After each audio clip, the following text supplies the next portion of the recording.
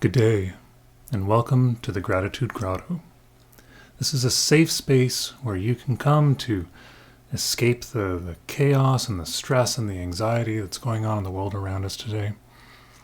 You know, too often, if you're like me, you can get a little wrapped up in the things that are going wrong with the world, the things that just aren't going great, the things that you wish were different, the things that maybe you just don't have any control over.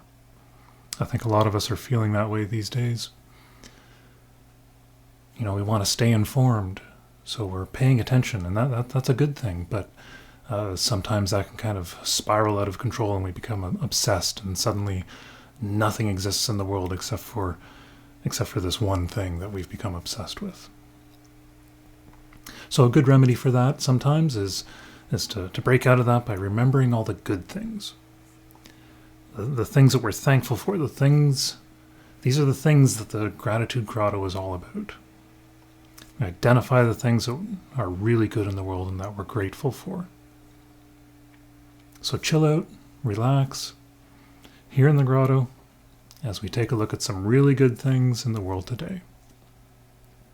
The first thing that I'm thankful for today is a good internet connection. You know, it's amazing the capabilities that we have to do this sort of thing here. I'm doing this from my house. That's an amazing thing. It's especially amazing to me, and I'm especially thankful for it because I've lived through some bad internet connections in my day. I go back to a time when the internet didn't exist.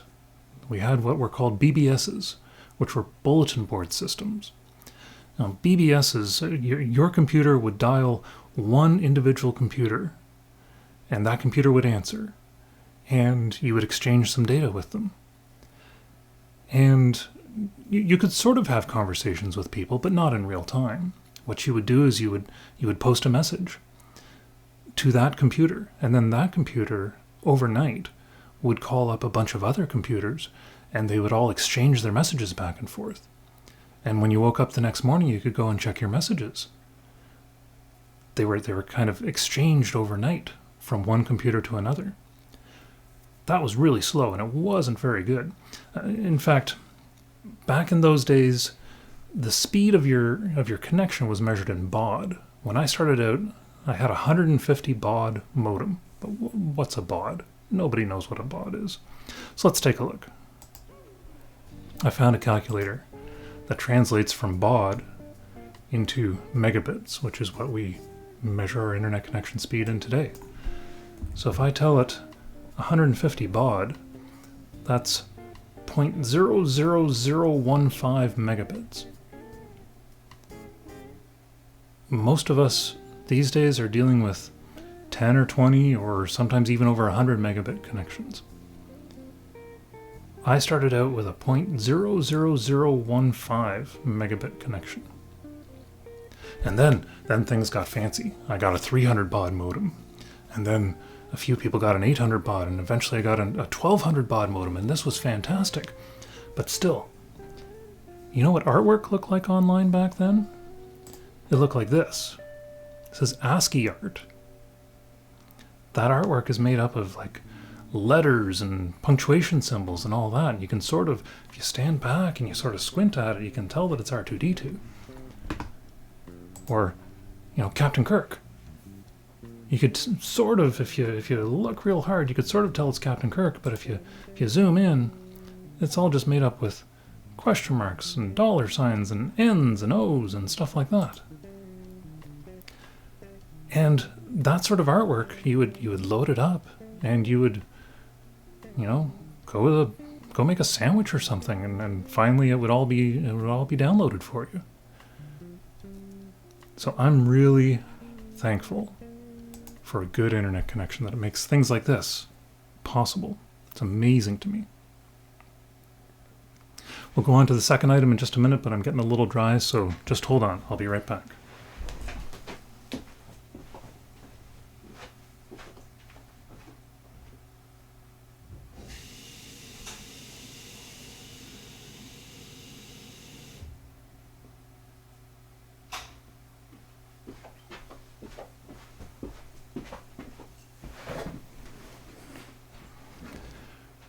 See the magic trick I just did?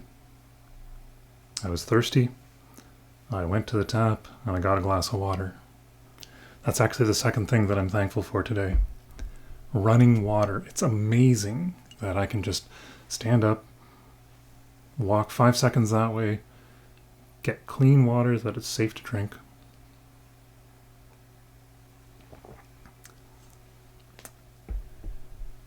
Almost 30% of the world's population doesn't have access to clean drinking water. 1 in 3 people does not have access to clean drinking water. I visited Malawi a few years ago on a short-term mission trip, and the water there was not safe for me to drink. So it was 37 degrees most days when I was there, and it became this... It became an obsession, a real struggle, where you had to kind of calculate all the time, how much water am I going to need to get through the next day?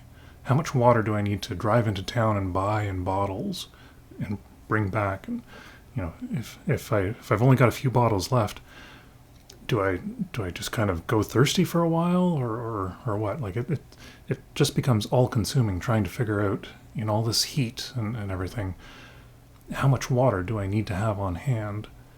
And it just becomes the focus of your life. And we don't have that struggle here. In Eastern Asia, 2/3 of people don't have access to clean drinking water. 2 out of 3 people.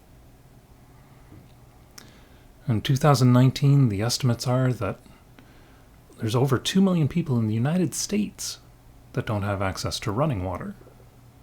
That's kind of crazy. So I am very grateful that I can just say, hey, I'm thirsty. Hold on a second. I'm just going to go get a drink. There you go. Easy as that. That's pretty incredible.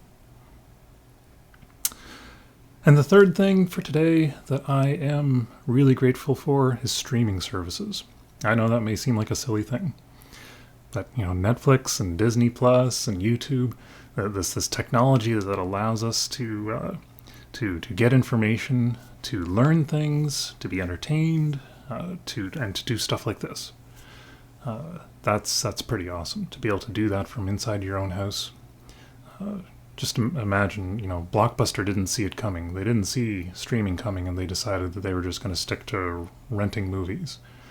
Can you imagine what Blockbuster would look like today with people trying to stay in their homes and do we go to Blockbuster or not? Well, maybe we'll go to Blockbuster and we'll rent like 20 movies all at once, and we'll bring them all home, and then we'll just keep them for 2 weeks while we're in quarantine. You know, so streaming services are pretty amazing. I wanted to share with you one of my new favorite things in life.